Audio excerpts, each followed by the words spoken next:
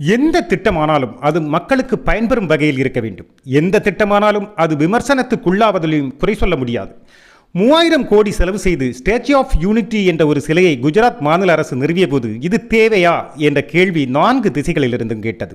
ஆனால் அது உருவாக்கிய பொருளாதார சமூக முன்னேற்றமும் மாற்றமும் பிரமிக்க வைக்கிறது.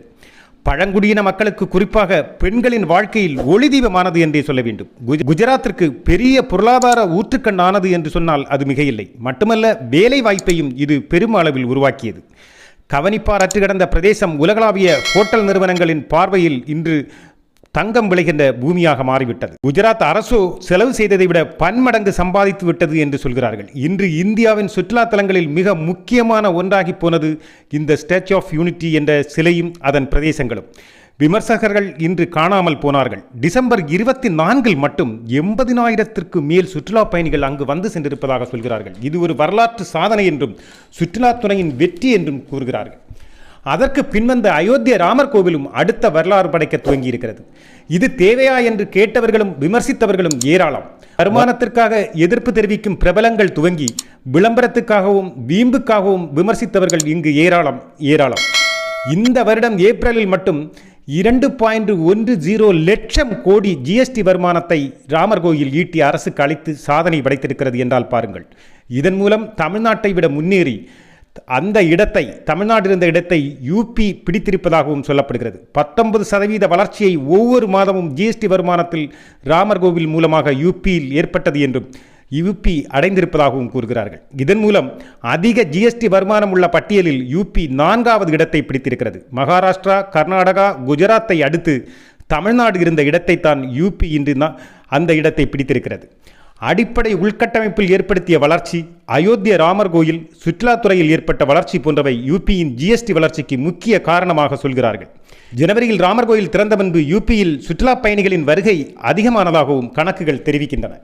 ராமர் கோயில் கட்டுமானத்தின் வாயிலாக அரசின் வருவாய் அதிகரிப்பதுடன் 2025 சுற்றுலாத்துறையின் செலவு 4 லட்சம் கோடிக்கு மேல் ஆகும் என்றும் கணிக்கிறார்கள்.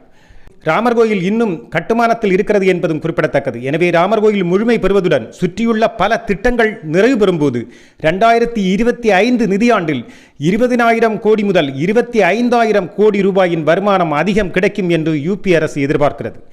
ராமர் கோயிலை தொடர்ந்து சுற்றியுள்ள வழிபாட்டு தலங்களில், சுற்றுலா தலங்களில் பயணிகளின் வருகை கூடி ஹோட்டல்கள், விடுதிகள், பயண வசதிகள் என பெருகியதால் ஒரு சில மாதங்களிலேயே 200 முதல் 300 கோடி வரை ஜிஎஸ்டியை மாநில அரசு ஈட்டியது என்று சொல்கிறார்கள்.